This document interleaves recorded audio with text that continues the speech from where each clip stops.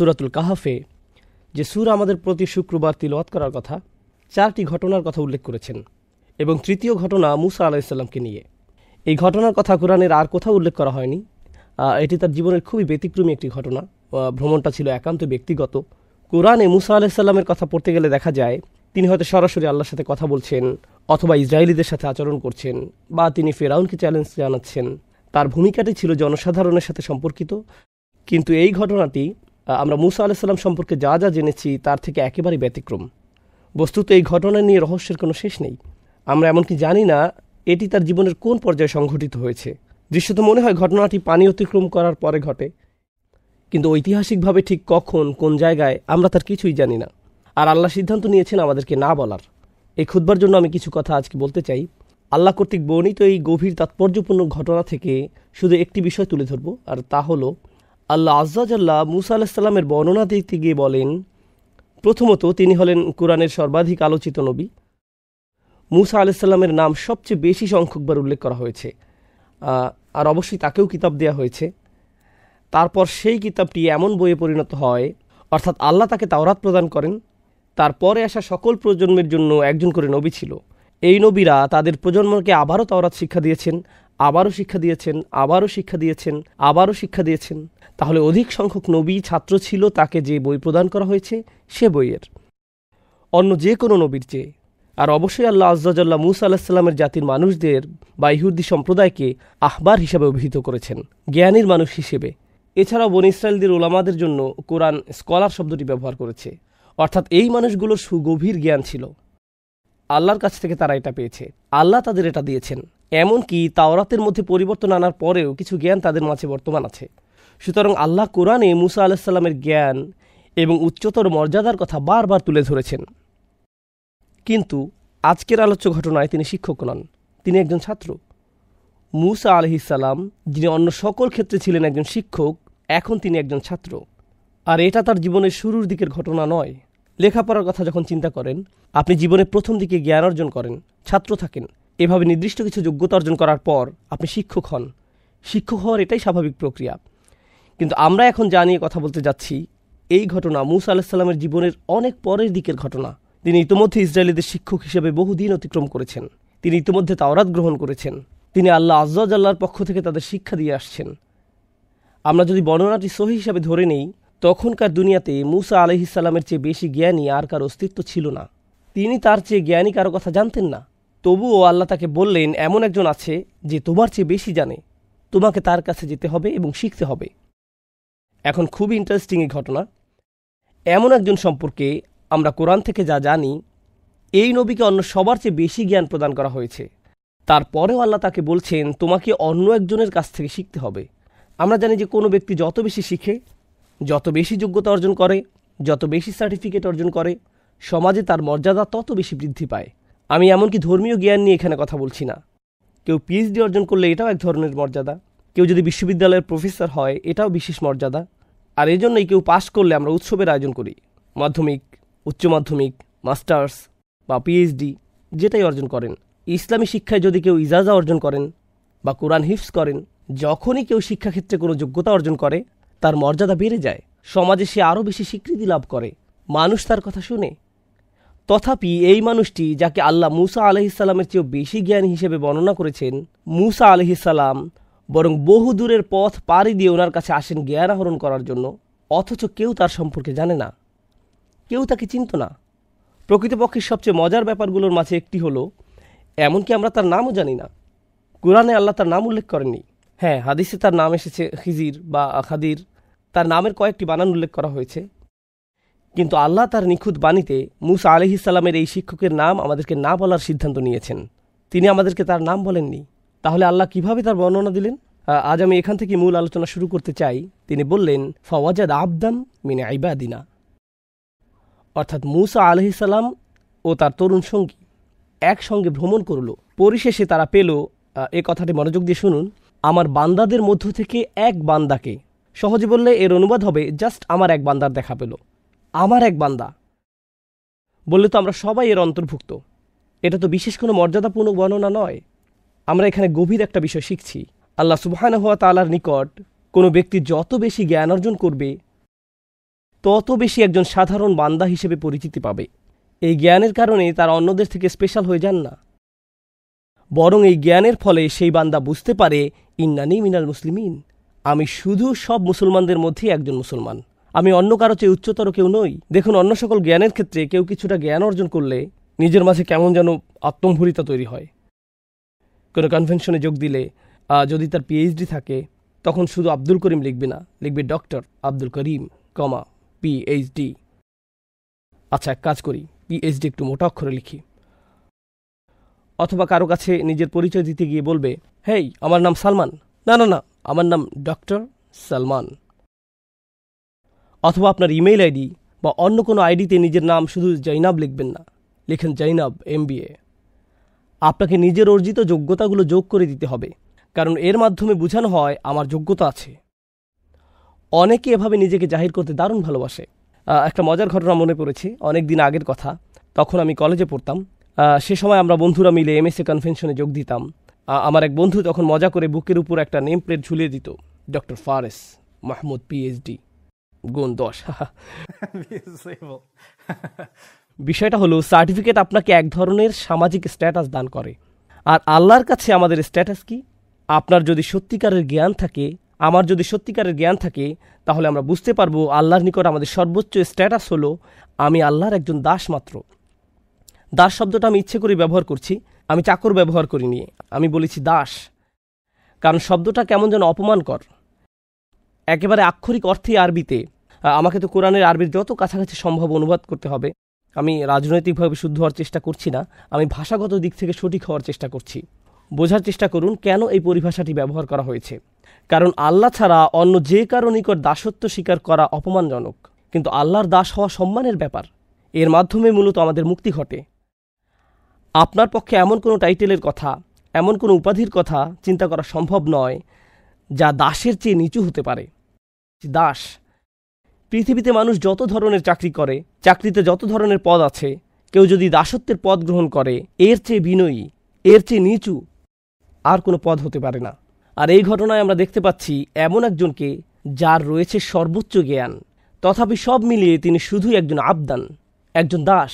অধিকন্তু এটা আল আবদ ব্যবহার করা হয়নি। এটা এমনকি মুআররাফ বিল নামও নয়। এখানে এমনকি সুনির্দিষ্ট করে দাসটিও বলা হয়নি। এমন বলা হয়নি যে ইনি সেই লোক যার কাছ থেকে তুমি শিখবে, না, যে কোনো একজন দাস। কারণ এখান থেকে আমরা জানতে পারি সত্যিকার অর্থে ইসলাম শিখার অর্থ কি। কেউ যখন সত্যিকার অর্থে আল্লাহর জ্ঞান আহরণ করে, তখন আসলে সে ব্যক্তি আরও বেশি বেশি বেশি সাধারণ মানুষদের অন্তর্ভুক্ত, তাদের উপরে নয়।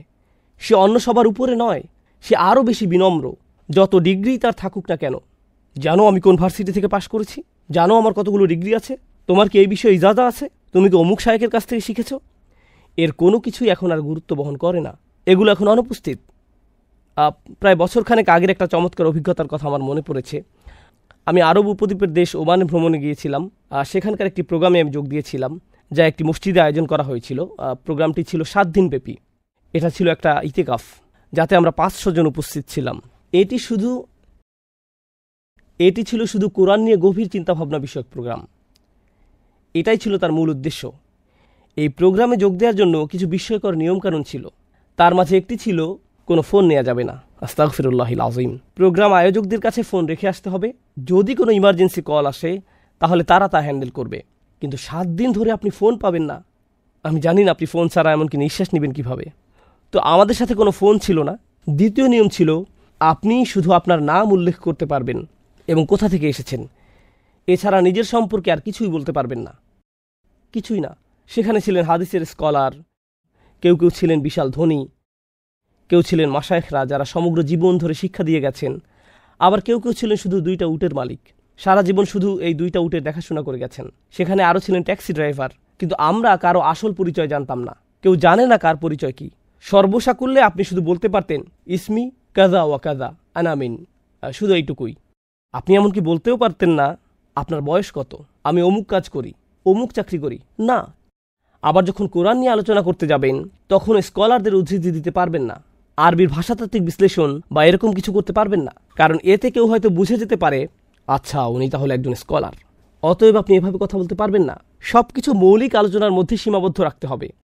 এগুলো ছিল নিয়মকানুনের অন্তর্ভুক্ত। অংশগ্রহণকারীদের অধিকাংশই ছিল স্কলার। অংশগ্রহণকারীদের মধ্যে বড় বড় পণ্ডিত ব্যক্তিরা ছিলেন। অনুষ্ঠানটি ছিল মূলত বিনম্রতার অনুশীলন। 7 দিন ধরে বিনম্রতা শেখার খুবই গভীর একটা অনুশীলন ছিল সেটা। আমরা যেন শুধু আবদাম বিন ইবাদিনা হতে পারি, যেন শুধু একজন দাস হতে পারি। শাহ ওয়ালিউল্লাহ দেহলভী রহমাহুল্লাহ অসাধারণ সুন্দর একটি কথা বলেছেন, এটা আমার মাথায় বদ্ধমূল হয়ে আছে। যুবক বয়সে যখন প্রথম শুনেছিলাম তখন থেকে। যার সত্যিকারের জ্ঞান রয়েছে তিনি তার বর্ণনা দিয়েছেন। তিনি বলেন, একটি গাছে যখন ফল ধরে তখন তার ডালপালাগুলো নুয়ে পড়ে। গাছে ফল ধরলে ডালপালাগুলো নিচের দিকে ঝুঁকে পড়ে। ব্যাপারটা হলো, নিজের ভেতরে যদি সত্যিকারের জ্ঞান ফল ধারণ করে থাকেন, আপনি নম্র হয়ে নুয়ে পড়বেন। নিজেকে আপনার বড় কিছু মনে হবে না। কেউ যদি আপনার জ্ঞান নিয়ে প্রশ্ন তোলে, আপনার সমালোচনা করে, নিজের মাথায় তখন আপনি এভাবে ভাববেন না, আমার সম্পর্কে প্রশ্ন করার তুমি কে, এভাবে আমি চিন্তা করব না। আমরা বরং চিন্তা করব আবদাম বিন ইবাদিনা এর মতো। এখন মূসা আলাইহিসসালামকে কিতাবের জ্ঞান প্রদান করা হয়েছিল, তাকে ঐশী জ্ঞান প্রদান করা হয়েছিল। এটা আমার খুতবার পরবর্তী অংশ, যা আমি আপনাদের সাথে শেয়ার করতে চাই। মূসা আলাইহিসসালামকে তাওরাত দেয়া হয়েছিল, যা ছিল আল্লাহর বাণী। এটা ছিল সে সময়ের কোরআন। এমনকি কোরআনের এক স্থানে এটাকে অন্য একটি কোরআন হিসেবে বর্ণনা করা হয়েছে। এরকম একটি কিতাব তাকে দেয়া হয়েছিল। সুতরাং তিনি আল্লাহর কালাম শিখেছিলেন। তাহলে কিভাবে তিনি আল্লাহর বাণী থেকে গভীর বা ভিন্ন কিছু শিখবেন? তিনি তো ইতিমধ্যে আল্লাহর বাণী শিখেছেন। তাহলে তিনি কিভাবে অন্য একজনের কাছ থেকে শিখবেন? দেখুন, 2 ধরনের জ্ঞান আছে, 2 প্রকারের জ্ঞান আছে। একটা হলো আল্লাহর বাণীর জ্ঞান, আর অপরটি হলো বাস্তবতার জ্ঞান। তাহলে একটা হলো আল্লাহর কালামের জ্ঞান, আর একটা হলো বাস্তবতার জ্ঞান। কেউ যদি গভীর জ্ঞান অর্জন করেন, গভীর উপলব্ধি অর্জন করে আল্লাহর বাণী সম্পর্কে, তার মানে এটা নয় যে উক্ত ব্যক্তি বাস্তবতার জ্ঞান ও সত্যিকার অর্থে গভীর পাণ্ডিত্য অর্জন করে ফেলেছে। এগুলো সম্পূর্ণ আলাদা 2টি বিষয়। যার কাছ থেকে তিনি জ্ঞান আহরণ করতে যাচ্ছেন তাকে অন্য ধরনের জ্ঞান প্রদান করা হয়েছে, বাস্তবতার জ্ঞান। তাকে সে ধরনের জ্ঞান দান করা হয়েছে, কিতাবের জ্ঞান নয়। কিতাবের জ্ঞান দেয়া হয়েছে মূসা আলাইহিসসালামকে, আর এটা গভীর জ্ঞান, সর্বোচ্চ জ্ঞান, কিন্তু এটা হলো ভিন্ন ধরনের জ্ঞান। আরেকটা কারণে আমি বিষয়টার উপর গুরুত্ব দিতে চাই যে কেন আল্লাহ আযজা জাল্লা তার বিনম্রতার কথা প্রথমে উল্লেখ করেছেন এত জোর দিয়ে, এবং এরপর যোগ করেছেন আতাইনাহু রাহমাতাম মিন ইনদিনা ওয়া আল্লামনাহু মিন লাদুন্না ইলমা। এই অংশটি মনোযোগ দিয়ে শুনুন। প্রথমে বলা হলো, সে শুধুই আমার দাসদের মাঝে একজন দাস, এটুকুই, একজন গোলাম মাত্র। দ্বিতীয় ব্যাপার হলো, আল্লাহ বিশেষভাবে তাকে রহমত দান করেছেন।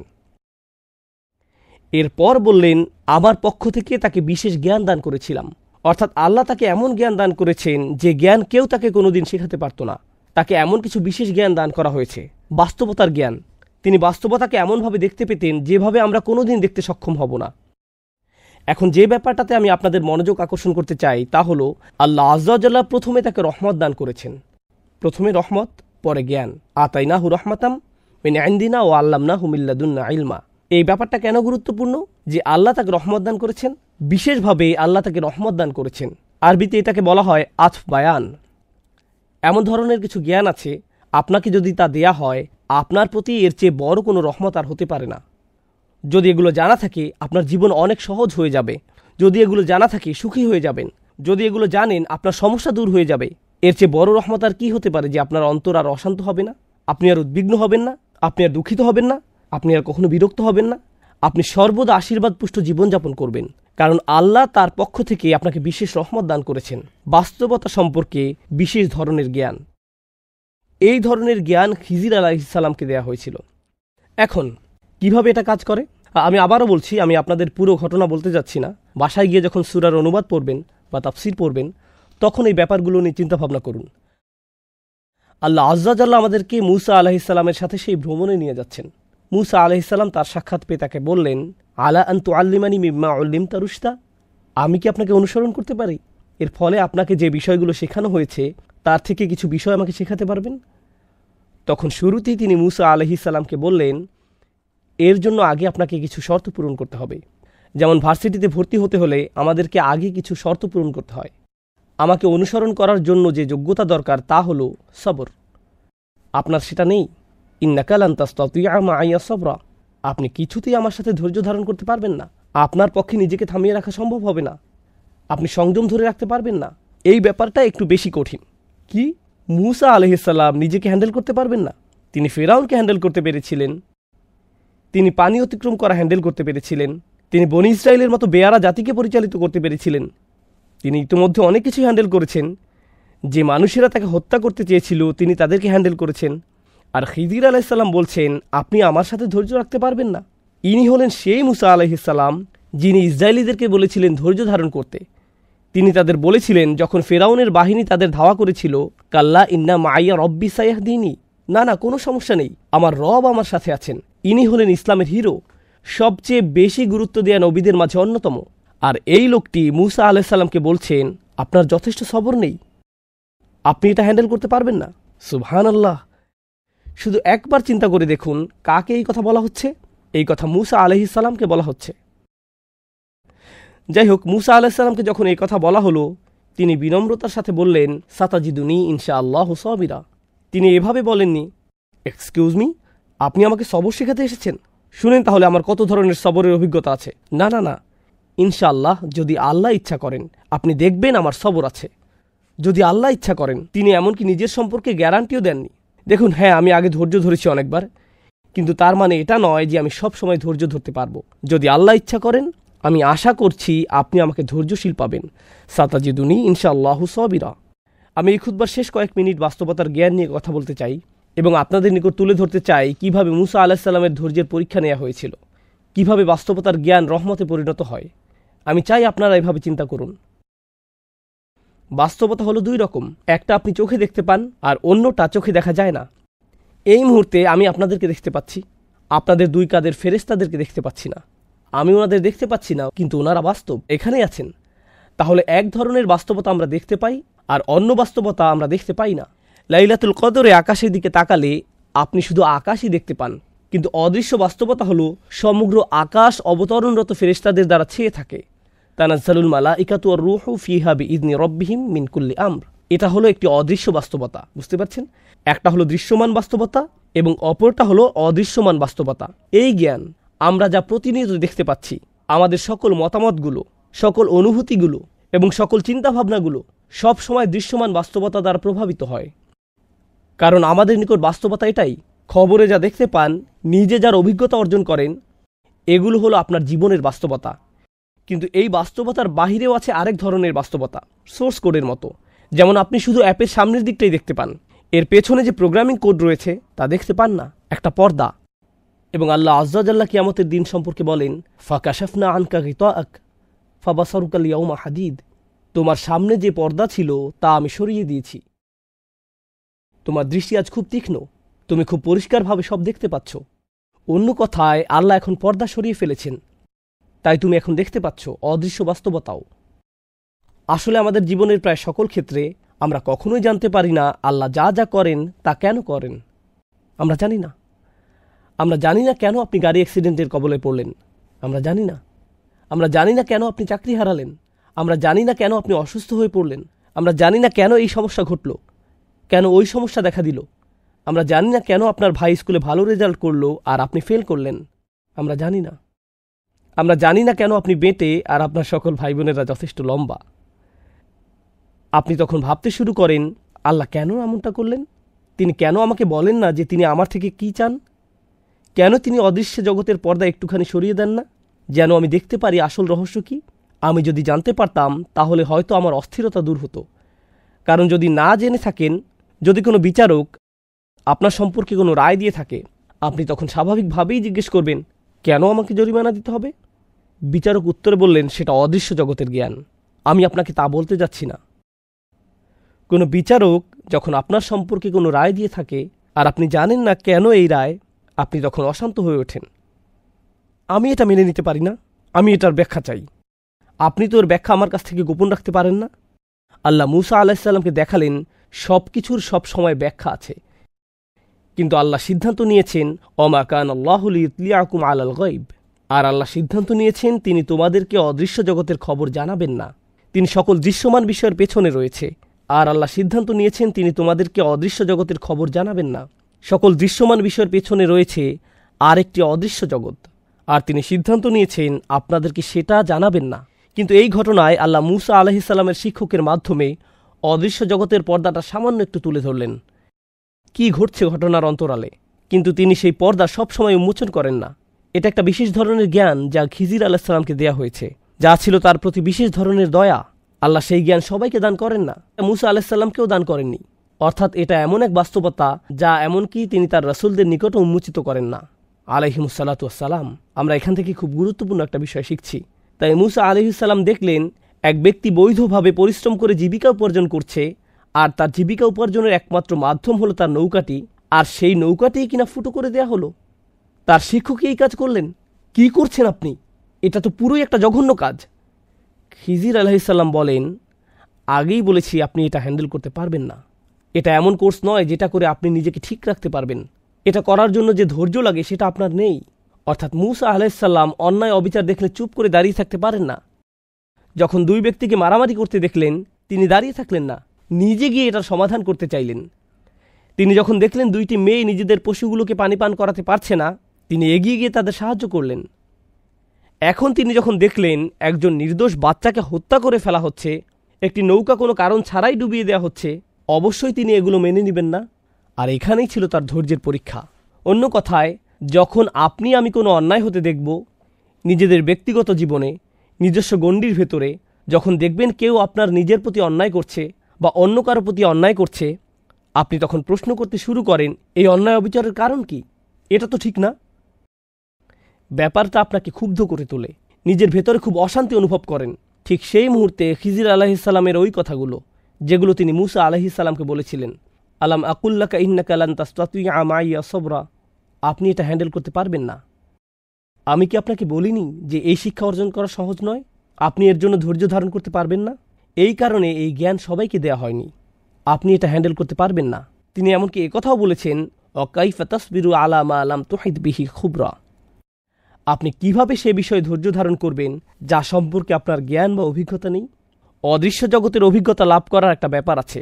আল্লাহ আমাদের জন্য সেই অভিজ্ঞতার দরজা উন্মুক্ত করেননি। আমাদের পক্ষে সে জগতের অভিজ্ঞতা লাভ করা সম্ভব নয়। আমাদেরকে বিনয়ী হতে হবে। আল্লাহু ইয়ালামু ওয়া আনতুম লা তা'লামুন, আল্লাহই জানেন, তোমরা জানো না। পরিশেষে যখন মুসা আলাইহিসসালামকে শেখানো হলো, আপনি তো এই ব্যাপারগুলোতে ধৈর্য ধরতে পারেননি, এখন শুনুন ঘটনার অন্তরালে ঠিক অমুক অমুক কারণগুলো জড়িত ছিল। এটাই ছিল আল্লাহর পরিকল্পনা। প্রত্যেকটি ঘটে যাওয়া ঘটনার পেছনে যখন কারণগুলো বিস্তারিত বলে দেওয়া হলো, তখন আমরা আসলে উপলব্ধি করলাম এটা অন্যতম গুরুত্বপূর্ণ একটি জ্ঞান, যে জ্ঞানের কাছে আমরা সত্যিকার অর্থে নিজেদের বিনয়ী না করলে নিজেদেরকে আল্লাহর দ্বীনের ছাত্র হিসেবে গণ্য করার কোনো মানেই হয় না। অন্যভাবে আবার বলছি, যখন আমরা আল্লাহর পরিকল্পনার কাছে নিজেদের সম্পূর্ণরূপে সমর্পণ করে দিই, তার মানে আমরা আল্লাহর সামনে নিজেদের বিনয়ী করে দিয়েছি। আমাদের শিক্ষকের উপর আমাদের ভরসা আছে, মানে আল্লাহর উপর, এবং যে পথে তিনি আমাদের নিয়ে যাচ্ছেন তাতেও আমাদের আস্থা আছে। যদিও সে পথটা কষ্টকর মনে হয়, তবু তার উপর আমাদের বিশ্বাস একটুও কমবে না। আর এমনটা করা সহজ নয়। যদি এটা মুসা আলাইহিসসালামের মতো একজন রাসূলের জন্য সহজ না হয়, ওয়াকাল্লামাল্লাহু মুসা তাকলিমা, যিনি আল্লাহর সাথে সরাসরি কথা বলেছিলেন, এমনটা করা এমনকি তার জন্যও সহজ ছিল না। তার মানে আপনার আমার জন্যও এটা সহজ নয়। এটা জীবনের অন্যতম একটা কঠিন কাজ যা আমাদের করতে হবে। আর তা হলো সত্যিকার অর্থে মন থেকে আল্লাহর পরিকল্পনা মেনে নিতে সক্ষম হওয়া। এটা উপলব্ধি করতে সক্ষম হওয়া যে নিশ্চয়ই এর পেছনে আরও বড় কোনো পরিকল্পনা রয়েছে। প্লিজ এই খুতবায় আমি যে ব্যাপারটা তুলে ধরতে চাচ্ছি তা বুঝতে ভুল করবেন না। আমি বলছি না যে মানুষ যখন আপনার সাথে বৈষম্যমূলক আচরণ করে বা অন্যায় আচরণ করে অথবা কোনো অন্যায় কাজ হতে দেখেন, আপনার তখন কিছু বলা উচিত না, কারণ এটা আল্লাহর প্ল্যান। আমি এখানে ধৈর্য অবলম্বন করব, কিছু বলবো না। এখানে এটা বলা হয়নি। এখানে এমন সব ঘটনাবলী সম্পর্কে বলা হচ্ছে যা আমাদের নিয়ন্ত্রণের বাহিরে। যখন এমন কিছু ঘটে যা আমাদের পক্ষে নিয়ন্ত্রণ করা সম্ভব হয় না, মনে রাখবেন তার জন্য একটা পরিকল্পনা আছে। তখনও আল্লাহর একটা পরিকল্পনা কাজ করে। আমাদেরকে তো ন্যায় বিচারের জন্য দাবি জানাতে হবে, অন্যায়ের বিরুদ্ধে রুখে দাঁড়াতে হবে। এই বাধ্যবাধকতা আমাদের উপর আছে, কিন্তু এটা এর বাহিরের একটা বিষয়। ওইটা তো সুস্পষ্ট কমন সেন্সের ব্যাপার, যা নিয়ে কোরআনের সর্বোচ্চ আলোচনা করা হয়েছে। কিন্তু আল্লাহ আজ্জাজাল্লাহর সামনে একটি মনোভাব পোষণ করার ব্যাপার আছে। আমি এভাবে বলবো না, ইয়া আল্লাহ, আমি তো এই পরিকল্পনার পেছনে কোনো যৌক্তিক কারণ খুঁজে পাচ্ছি না। যদি আমি প্ল্যান করতাম আরও ভালোভাবে করতাম। মাআযাল্লাহ, যদি এমন চিন্তা কারো মাথায় এসে পড়ে, এই চিন্তাকে অবশ্যই মেরে ফেলতে হবে। কারণ আমার পরিকল্পনার চেতনা, আমার সিদ্ধান্ত নেওয়ার ক্ষমতা সব সময় দুর্বল। আপনি কি ভাবছেন আপনি আল্লাহর চেয়ে বেশি দয়ালু? আপনি কি ভাবছেন আপনি আল্লাহর চেয়েও বড় ন্যায় বিচারক? আমি কি ভাবছি আমি আল্লাহর চেয়ে ভালো পরিকল্পনাকারী? আমি আল্লাহর চেয়ে বেশি জানি, আল্লাহর চেয়ে বেশি প্রজ্ঞা আছে আমার? এটাই কি আমি ভাবছি? কারণ আমি যখন তার সিদ্ধান্তকে এভাবে প্রশ্ন করি, সুস্পষ্ট রূপে আমি কোনো ভুল করছি। অবশ্যই কখনো কখনো আমরা এমন চিন্তার কাছাকাছি চলে আসতে পারি, এমনকি ফেরেশতারাও একবার কাছাকাছি চলে এসেছিলেন। তারা বুঝতে পারেননি কেন আদম আলাইহিসসালামকে সৃষ্টি করা হয়েছে, তারা বুঝতে পারেননি। তারা এমনকি আল্লাহ আযজা ওয়া জাল্লাকে জিজ্ঞেস করলেন, আতাজআলু ফিহা মাইয়ুফসিদু ফিহা ওয়া ইয়াসফিকুদ দিমা, আপনি কি সেখানে এমন কাউকে সৃষ্টি করবেন যে তাতে ফাসাদ করবে এবং রক্তপাত করবে? আমরা তো বুঝতে পারছি না। কিন্তু তাৎক্ষণিক এটা বলার সাথে সাথেই, কারণ তারা বুঝতে পারছিল না, এতে কোনো সমস্যা নেই, আমরা আল্লাহর কাছে জানতে চাইতে পারি, ইয়া রব, আমি যদি বুঝতে পারতাম কেন এটা ঘটছে, পরিস্থিতি মোকাবেলা করতে আমাকে মানসিক শান্তি দান করুন। কিন্তু তৎক্ষণাৎ ফেরেশতারা কি বলেছিলেন? ওয়া নাহনু নুসাব্বিহু বিহামদিকা ওয়া নুকদ্দিসু লাক, প্রসঙ্গত আপনি নিখুঁত, আমরা এই পরিকল্পনাটা বুঝতে পারছি না, কিন্তু তার মানে এই নয় যে আপনি ভুল সিদ্ধান্ত নিয়েছেন, মোটেই না। এর নাম হলো বিনম্রতা। আল্লাহর বান্দাদের মাঝে একজন বান্দা হওয়ার মানে এটাই, আবদাম মিন ইবাদিনা। একদিকে আপনি ওহীর জ্ঞানে পারদর্শী হতে পারেন, আরবি ভাষায় পণ্ডিত হতে পারেন, কোরআন হিফজ করতে পারেন, হাদিস পড়তে পারেন, এই সব কিছু আপনার জানা থাকতে পারে, কিন্তু এই ব্যাপারটা অন্তরে নেই। আল্লাহর জারিকৃত বিধানে আপনার অন্তর সন্তুষ্ট নয়। এরকম সন্তুষ্ট থাকা এবং উপলব্ধি করা যে আল্লাহ যা করছেন তাই উত্তম, এই ব্যাপারটা জানা যে আল্লাহই সর্বোত্তম পরিকল্পনাকারী। আমরা জানি কখনো কখনো একটি চারা গাছ অল্প কিছুদিনের মধ্যেই বেড়ে ওঠে, আবার কখনো কখনো বড় হতে বছরের পর বছর লেগে যায়, রাইট?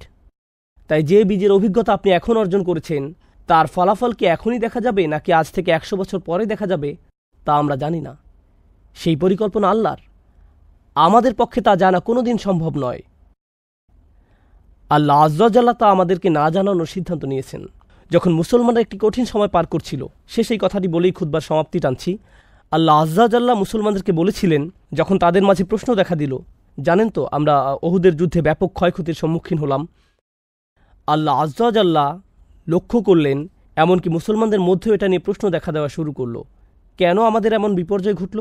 আমাদের সাথে আল্লাহর রাসূল আছেন সাল্লাল্লাহু আলাইহি সাল্লাম, তার সাথে আমরা সকল বিশ্বাসীরা এত ত্যাগ কুরবানি স্বীকার করলাম। আল্লাহ বলেন, ওয়াতিলকাল আইয়ামু নুদাউিলুহা বাইনান নাস, এই দিনগুলোকে আমি মানুষের মধ্যে আবর্তিত করে থাকি। ওয়ালিয়ালামাল্লাহুল্লাযীনা আমানু, যাতে আল্লাহ চিনে নিতে পারেন কারা সত্যিকার অর্থে ঈমান এনেছে। জিততে থাকলে তো বিশ্বাস করা সহজ, তাই না? আমি দেখতে চাই কাদের ঈমান তখনও তাজা থাকে যখন কি হয়, যখন পরাজয় হয়। প্রথম যখন এই আয়াত পড়ি, আমি তখন নিউ ইয়র্কে থাকতাম। সে সময় আমি বাস্কেটবল টিম নিউ ইয়র্ক নিক্সের ফ্যান ছিলাম। এই টিম সম্পর্কে যদি কিছু জেনে থাকেন, স্পাইক লিকে দেখবেন, সে প্রতিটা ম্যাচে উপস্থিত থাকত। গ্যালারি থেকে সে শাহাদাত আঙ্গুল নাড়তে থাকত। খেলায় তার টিম 40 পয়েন্ট পিছিয়ে থাকলেও সে বিশ্বাস হারাত না। জিতার অবস্থা থাকুক বা না থাকুক, খেলা শেষ হতে মাত্র 3 সেকেন্ড বাকি আছে, তার টিম 40 পয়েন্ট পিছিয়ে আছে, সে তখনও শাহাদাত আঙ্গুল নাড়াতে থাকত। এমন ছিল তার বিশ্বাস। এজন্য তাকে বলা হতো ট্রু লাভার। ব্যাপারটা হলো, যখন আমরা খারাপ সময় অতিক্রম করি, ঠিক সে সময় আল্লাহ দেখতে চান আল্লাহর উপর আমাদের আস্থা আছে কি নেই। ঠিক সে সময় সত্যিকার অর্থে আমাদের ঈমানের শুধু পরীক্ষা হবে না, বরং গ্রেড দেয়া হবে। এভাবে চিন্তা করুন, সে সময় গ্রেড দেয়া হয়, সেই সময় যে গ্রেড অর্জন করেন সেটাই আসল গ্রেড। সে সময় আপনি কি আল্লাহর উপর সন্তুষ্ট থাকেন? তাই আল্লাহ বলেন, আমি জানতে চাই কারা সত্যিকার অর্থে ঈমান এনেছে। কুরআনের অন্য এক জায়গায় তিনি বলেন, মা কানা আল্লাহু লিইয়ুযিরাল মুমিনিনা আলা মা আনতুম আলাইহি হাত্তা ইয়ামিযাল খাবিসা মিনাত তাইয়্যিব। আল্লাহ এমন নন যে তিনি মুমিনদেরকে আরামদায়ক অবস্থায় ছেড়ে দেবেন। তিনি ছেড়ে দেবেন না, তিনি সময়কে কঠিন করে দিবেন যতক্ষণ না তিনি অসৎকে সৎ থেকে পৃথক করেন। ওমা কানা আল্লাহু লিইয়ুতলিআকুম আলাল গায়ব, আল্লাহ তোমাদেরকে গায়বের বিধান জানাবেন না, তিনি আপনাদেরকে আসল পরিকল্পনার কথা জানাবেন না, তিনি স্বয়ংই কথা বলছেন। এটাই হলো গভীর বিনম্রতা। এটা এতই গভীর যে এমনকি একজন রাসূলকেও এই নম্রতা শেখার জন্য ভ্রমণ করতে হয়েছিল। নম্রতার এই শিক্ষা আমাকে আপনাকেও নিজেদের জীবনে বাস্তবায়ন করতে হবে। একেবারে অন্তর থেকে আমাদের অভিযোগগুলো, আল্লাহর প্ল্যান সম্পর্কে আমাদের জিজ্ঞাসাগুলোকে ছেড়ে দিতে হবে। নিজেকে জাস্ট ভাসতে দিন, তখনই নিজের মাঝে সত্যিকার প্রশান্তি খুঁজে পাবেন এবং আল্লাহ আযজা ওয়া জাল্লা আপনাকে জীবনে এমন প্রশান্তি দান করবেন যা অন্য কোনোভাবে আপনার কাছে আসতো না। আল্লাহ আযজা ওয়া জাল্লা আমাদেরকে তাদের অন্তর্ভুক্ত করুন, রাদিয়াল্লাহু আনহুম ওয়া রাদু আনহু। আল্লাহ যাদের উপর সন্তুষ্ট এবং যারা নিজেরাও আল্লাহর উপর সন্তুষ্ট, আল্লাহ আমাদেরকে তার উপর সন্তুষ্ট করে দিন এবং তিনিও যেন আমাদের উপর সন্তুষ্ট হয়ে যান। আল্লাহ আযজা ওয়া জাল্লা আমাদের কষ্টগুলোকে সহনীয় করে দিন। আল্লাহ আযজা ওয়া জাল্লা আমাদের কোনো পরীক্ষাকে যেন আমাদের উপর ঈমান হারানোর কারণে পরিণত না করেন। বারাকাল্লাহু লি ওয়া লাকুম ফিল কুরআনিল হাকিম ওয়া নাফা'নি ওয়া ইয়্যাকুম বিল আয়াতি ওয়া যিকরিল হাকিম। أشهد أن لا